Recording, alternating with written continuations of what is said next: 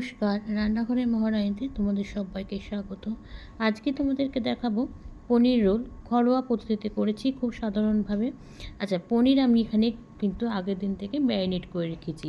নাহলে না পনিরের মধ্যে মশলাটা ভালো করে ঢোকে না, আর রোলের মধ্যে খেতে ভালো লাগে না। সেই জন্য পনিরটাকে আগের দিন পেঁয়াজ, রসুন, আদা, লঙ্কা সমস্ত কিছু দিয়ে কিন্তু ওপর থেকে ধনেপাতা ছড়িয়ে ম্যারিনেট করে রেখেছি। পনির বানানোর জন্য আমি কিন্তু এখানে পুরোটা ময়দা না, ময়দার আটা নিয়েছি, মিশিয়ে নিয়েছি। আর বেশি করব না। আমার পনিরটা কিন্তু আগের দিন রান্না করেছি, তা কিছুটা বেঁচেছিল, সেই দিয়ে কিন্তু এটাকে বানাবো, রোল করব। সেজন্য অল্পই করব। আমি এখানে কিন্তু 1 কাপের মতন আটা নিয়ে নিয়েছি। তার সাথে যেহেতু ময়ামের ব্যাপার আছে, তার জন্য কিন্তু এখানে একটু সাদা তেল আর একটু নুন দিয়ে দিয়েছি। এবার তেল দিয়ে এটাকে ভালো করে আগে মেখে নেব। ময়দাটা কিন্তু আমার মাখা হয়ে গেছে। আমি কিন্তু ঘিটা আগে দিইনি। ঘিটা কিন্তু আগে দিলেও হয়, ওখানে সাদা তেলের বদলে ঘি দিয়ে মেখে নিতে পারবে। আমি ঘিটা পরে দিয়েছি। দিয়ে এবার কিন্তু এই ঘি দিয়ে এবার ময়দাটাকে খুব ভালো করে আবার মেখে নেব। প্রথমে মেখেছি, এবার আবার ভালো করে মেখে নেব। নিয়ে কিছুক্ষণের জন্য কিন্তু এটাকে একটু রেস্টে রেখে দেবো। তাহলে তারপরে কিন্তু মানে পরোটাটা তৈরি করব। সেজন্য কিন্তু আগে ভালো করে মেখে নিচ্ছি আরেকবার। এবার এটাকে ঢেকে রেখে দেবো কিছুক্ষণের জন্য। আচ্ছা, পনিরটা যেহেতু আমার আগের দিন থেকে ম্যারিনেট করা রয়েছে, তার জন্য কড়াইতে আমি একটু সাদা তেল দিয়ে দিয়েছি। দিয়ে পনিরটাকে কিন্তু একটু হালকা করে আগে ভেজে নেব। পনিরটাকে ভালো করে ভেজে নেব, তারপরে কিন্তু এটা পরোটাতে ব্যবহার করব। দেখো দিয়ে দিয়েছি। দিয়ে এবার হালকাভাবে এটাকে এখন আমি একটু ভেজে নেব।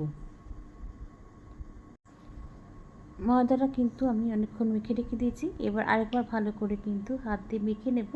আমার এই ময়দাটা দিয়ে কিন্তু এখানে আমার দুটো হয়েছিল, রোল আমি দুটো করেছিলাম। আচ্ছা, এবার দেখো এটাকে এবার মাঝখান থেকে ভেঙে নিয়েছি, মানে দুটো করে নিয়েছি, পেয়ারে দুটো ভাগ করে নিয়েছি। নিয়ে এবার এটা একটাকে যেটা দিয়ে করব সেটাকে এখন ভালো করে মাখছি, তারপরে এটাকে বেলে নেব।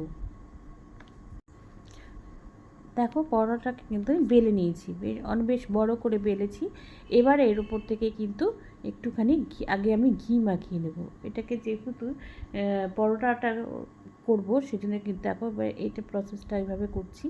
এবার এর উপর থেকে কিন্তু একটু ভালো করে ঘিটাকে আগে ম্যাশ করে নেব ভালো করে, তারপরে এটাকে আবার এটাকে কিন্তু বেলবো। সেই জন্য কিন্তু ওপর থেকে আগে ঘি ভালো করে বুলিয়ে নিচ্ছি।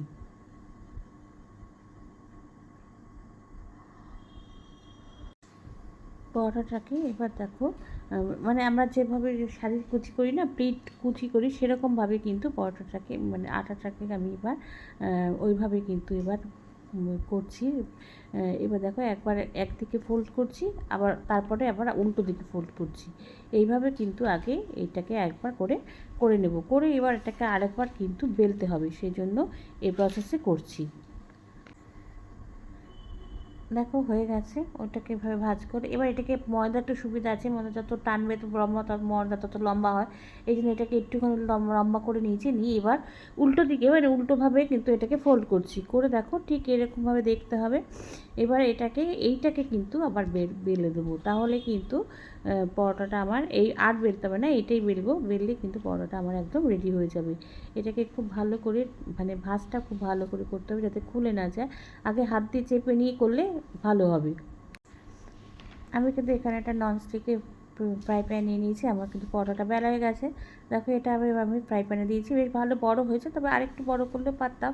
আমি আর বেশি করিনি, ঘরেই করছি তো সেই জন্য। এবার দেখো ওটাকে দিয়ে দিয়েছি। এবার আস্তে আস্তে ভাজবো। আমি কিন্তু প্রথমে কিন্তু কোনো তেল বা ঘি কিছু ব্যবহার করছি না।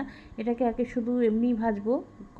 আর যখন আমার একটু এখানটায় প্রথমে আমি তুলতে গেছি, তো না তুললেই হতো, ওই জন্য আমি আর তুললাম না। সবসময় না মানে যে কোনো জিনিস এরকম তাওয়াতে রুটি কিছু সেঁকলে এটাকে ভালো করে গরম করে নিতে হয়। আমার তাওয়াটা মনে হয় খুব একটা ভালো করে গরম হয়নি, সেজন্য এটা উঠছিল না। তারপরে উঠেছে অবশ্য যখন গরম হয়ে গেছে। এবার এটাকে কিন্তু আস্তে করে উল্টো পিঠটা তুলে নেব। এভাবে আস্তে আস্তে কিন্তু চেপে একটু ধৈর্য ধরে সময় নিয়ে করতে হবে। আর বাড়িয়ে করলে হবে না, তাহলে কিন্তু কাঁচা থেকে যাবে। ময়দাটা কাঁচা থাকা মনে হবে না কাঁচা কাচ্ছি, ওই জন্য হালকা আছে, মানে একদম মাঝারি আছে, এটাকে করতে হবে।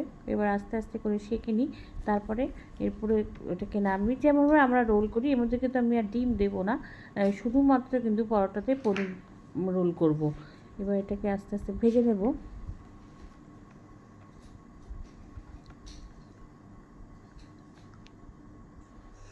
দেখো পরোটাটা কিন্তু আমি খুব আস্তে আস্তে করে ভেজে নিয়েছি, আস্তে আছে খুব সুন্দর করে ভেজেছি।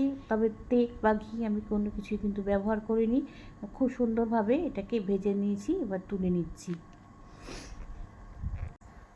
পরোটাটা ঠান্ডা করে নিয়েছি, এবার এটাকে কিন্তু সাজিয়ে নেব। আমি কিন্তু টমেটো সস ব্যবহার করিনি এখানে, এখানে আমি পিৎজা পাস্তা সস দিয়েছি। এটা মানে আমি পছন্দ করেছি তাই এই সসটা দিয়েছি। এটা কিন্তু টমেটো সস দিয়ে যদি হয়। এটাকে আগে চলো ভালো করে পুরো পরোটাটার মধ্যে এটাকে আগে মাখিয়ে নিই। আমি কিন্তু পুরো পরোটার মধ্যেই মাখিয়েছি, মানে যেরকম দোকানে করে সেরকম কিন্তু সিস্টেমে করিনি। এটাকে প্রথমে কিন্তু পুরো পরোটাতে মাখিয়ে নিয়েছি সসটা। এবার আমি যে পনিরটা ভেজে রেখেছিলাম সেটাকে এবার পরোটার মধ্যে দিয়ে দেবো। পনিরটা খুব সুন্দর হচ্ছিলো, যেহেতু আগের দিন থেকে ম্যারিনেট করা ছিল। পনিরটা এত সুন্দর খেতে হচ্ছিলো, মানে পুরো মশলাগুলো পনিরের মধ্যে ঢুকে গেছিলো, খেতে খুব দারুণ হয়েছিল।